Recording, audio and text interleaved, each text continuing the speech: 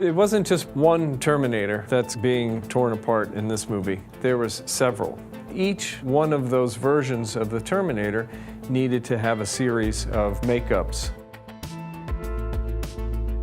The request was try to stay in the vein of the originals.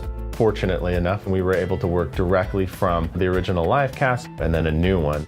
Arnold, the man himself, had to come in. We did a head scan of him, so we had 3D data, and we also did old-fashioned life casts of him, because both things provide valuable data for when you're trying to put an appliance together. We had life casts of Arnold, we had a couple scans of Arnold, so we took them all into ZBrush, cleaned them all up, made them all nice, and then took an endo skull, put that inside, and started carving it down like you would with clay, like they did on the original. What you have to keep in mind as you're tearing this stuff away, does he look strong? Does this make him look weak? There's certain things that you can get away with just a pure prosthetic that you can shoot in camera and it holds up. If you're taking a whole chunk of a cheek or something away, in the old days you couldn't take away, obviously, from a face, so you would build it up and it would only work from certain angles. Nowadays, what's beautiful working in conjunction with CG, doing hybrid makeups, you could give the leading edge of where it's going to be torn and then paint the whole inside green. And they would put in proper endoskeleton detail instead of everything just being a cheat. Once those designs are set, and the sculptors and sculpt the actual prosthetics of what they're going to look like in clay.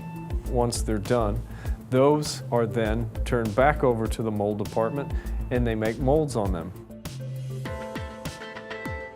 And the type of appliance determines the type of mold. You've got the team that are running all of these appliances.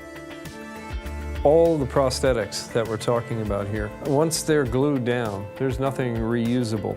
And you have to figure out how many appliances, and there's literally several thousand that were run for this. Another big build for us was the 1984 Arnold, as he was called. They're toting the corpse of this thing around in the back of this armored car. Part of his face has been sheared off and he's been shot. It made sense to make a prosthetic dummy of this. How to end up with a 1984 Arnold was an interesting process. We started with a scanned body that we had made back on T3.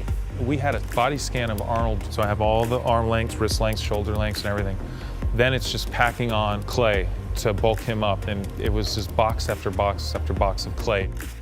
Getting the likeness and the look of it was one thing, then getting it to be molded and then to cast it in the material that was convincing. Very tricky. You had to put a little bit of a muscle structure so that when the arms moved, it held its position correctly. Then you have to cast that skeleton into that body so that you've got the joints exactly where they need to be moving. And then it becomes a process of paintwork on it. After we cast the body, I took it and I cut off the nose and we cut out parts of his skull and face and exposed different things. To put the hair on it, that got replicated by one hair at a time being punched into the silicone to achieve, I think, a highly realistic replica. The T800 endoskeleton, there was many incarnations we made for the film, so it had to be re-engineered from the standpoint of being something that you could actually build and work with. You got to think about, in the human body, there's 206 bones, so there's that many mechanical parts plus more. That's a task in itself, to go through and clean this stuff up, get it ready to rapid prototype. In the T800, there's an extreme amount of high-resolution detail parts. We use our PolyJet machines. They print at 16 micron, so everything that the artist puts their blood, sweat, and tears into on that screen is going to come through in the print. Once those parts are grown, they need to get cleaned up.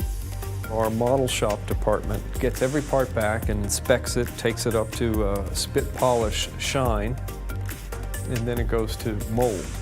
After all of our experience doing robots and Iron Men and all these things, we work out different lighter weight materials, urethanes, different durometers, types of materials that we have figured out how to make look like metal.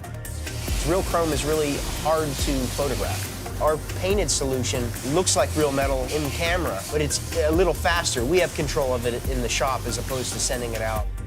It has little accents of gray throughout the body, which adds a little bit more color and separation of pieces. Always cool to work on an iconic character and still hold true to the original one as well.